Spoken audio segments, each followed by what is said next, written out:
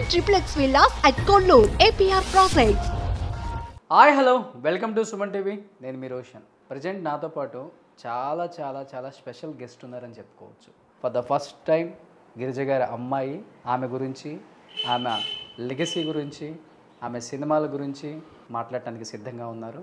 ఆమె మాటలను తెలుసుకుందాం. సలీమ గారు నమస్తే.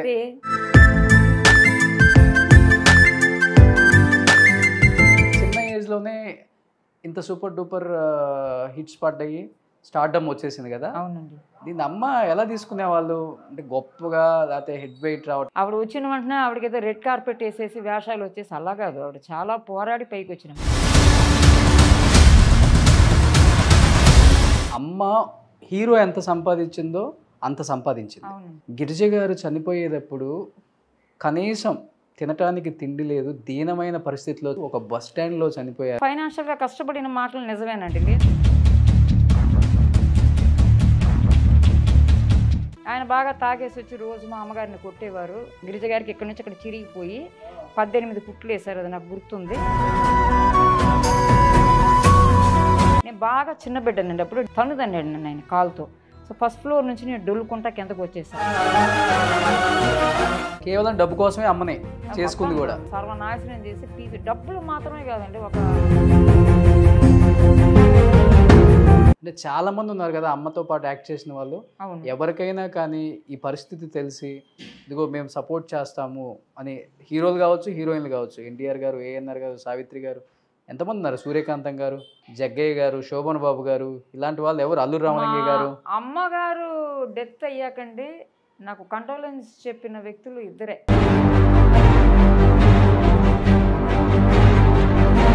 తెలుగు ఇండస్ట్రీ నుంచి ఒక కండోలెన్స్ కూడా నాకు ఎవరు చెప్పాలి. ఒకనొక టైంలో వాళ్ళిద్దరికి కూడా పెళ్లి చేసేసారు. రేలంగి గారికి, గిరిజ గారికి ఏదో నన్ను కూడా అడిగారండి చాలా మంది.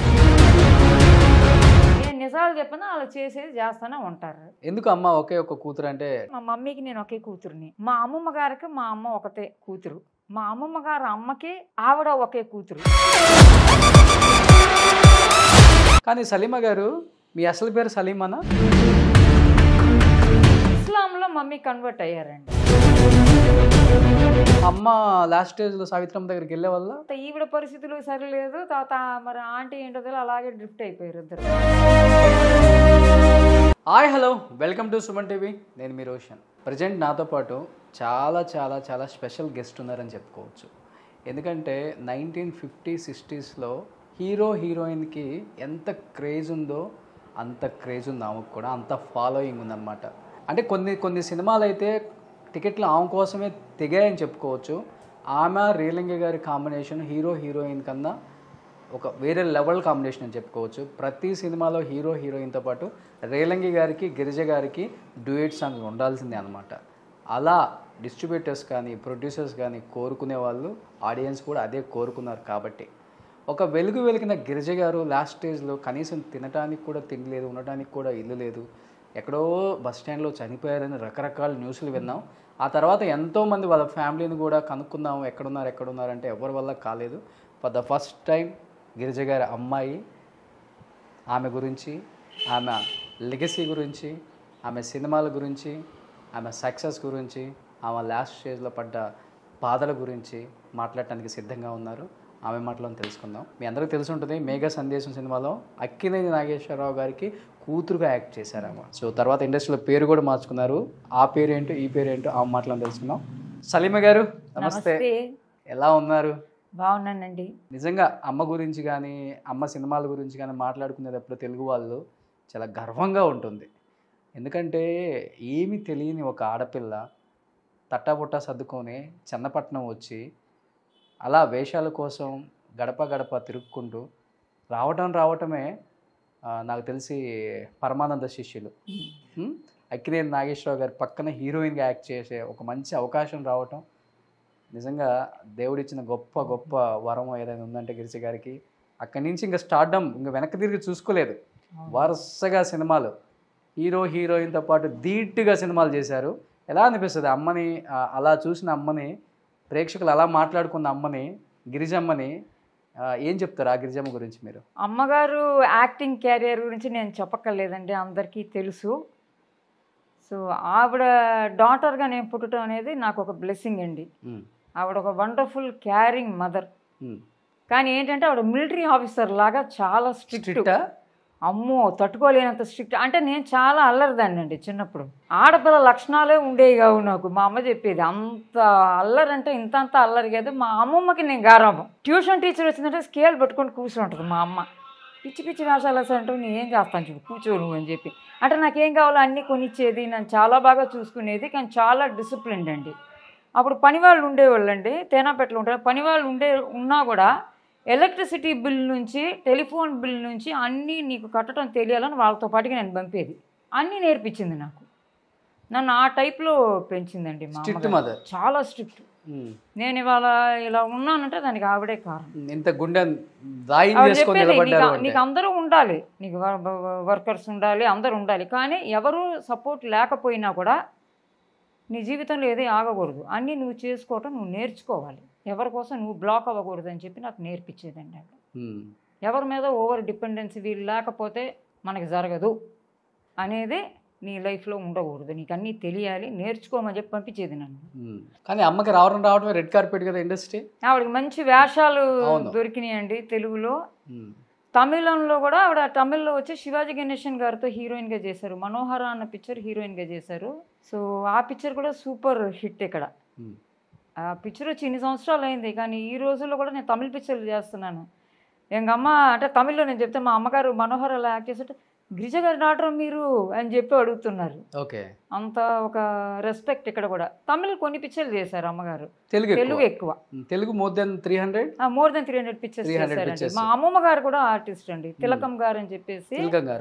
ఆవిడ గారు వచ్చి చాలా నాటకాలు వేశారు. తర్వాత సత్యమే జయమని ఒక పిక్చర్ చేశానని చెప్పారు ఆవిడ. ఇంకా వేరే ఏం పిక్చర్లు చేశారో నాకు పెద్ద తెలియదండి అమ్మమ్మ గారు కూడా. ఓకే, అమ్మగారు కూడా నాటకాలు వేసేవారు. కానీ అప్పుడులో లేడీ కమెడియన్స్ లేనే లేరు. ఫస్ట్ లేడీ కమెడియన్ అంటే ఇండస్ట్రీకి అమ్మాయి గిరిజ గారే. రేలం గారితో చాలా పిక్చర్ చేశారు, అల్లు రామలింగయ్య గారితో చాలా పిక్చర్లు చేశారు. అవును, సూర్యకాంతం గారికి కూతురు అంటే గిరిజ గారే.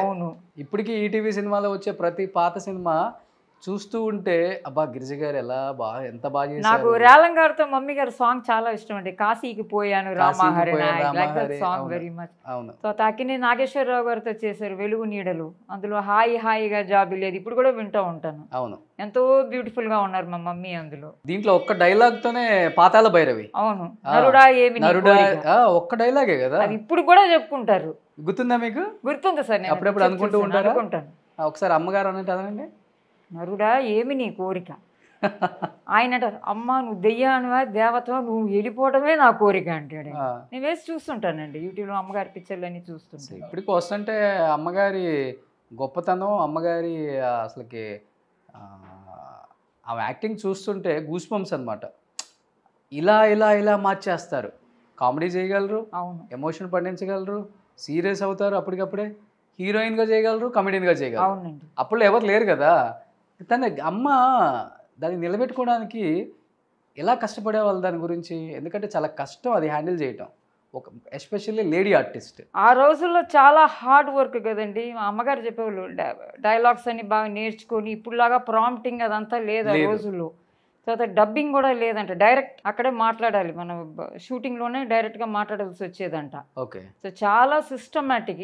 ఇప్పుడు ఇంకా ఈజియర్గా ఉంది, ఇలా కాదు. సో ఆవిడ యాజ్ అన్ యాక్ట్రెస్ అందరికీ తెలుసండి, ఆవిడ చాలా హార్డ్ వర్క్ చేసింది. పర్సనల్గా వచ్చి మా అమ్మగారి గురించి చెప్పాలంటే ఆవిడ గారు చాలా సింపుల్ పర్సన్ అండి.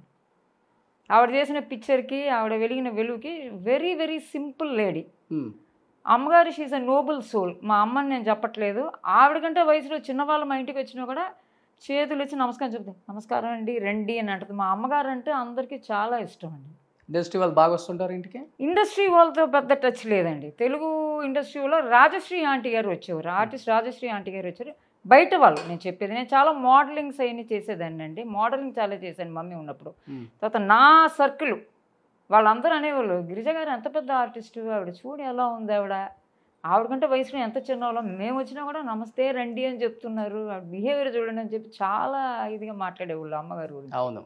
సో ఇటు పక్కన అక్కినేని నాగేశ్వరరావు గారు అండ్ ఎన్టీఆర్ గారు వీళ్ళతో జోడీగా చేస్తూనే రేలంగి గారితో అవును ఒక తరం ఏలేశారండి. అవును వాళ్ళిద్దరు లేకుండా సినిమానే ఉండదు. అవునండి. ప్రొడ్యూసర్సే చెప్తారంట వాళ్ళిద్దరికి రోలు, మంచి రోలు, వాళ్ళిద్దరికి డ్యూయట్ సాంగ్స్, చాలా సిగరెట్ మంచి మీద మంచి సిగరెట్ song. మీద ఒక సరదా సరదా సరదా సిగరెట్ సిగరెట్, విన్నాను ఆ song. ఆపకపోతే నా మీద ఒట్టు.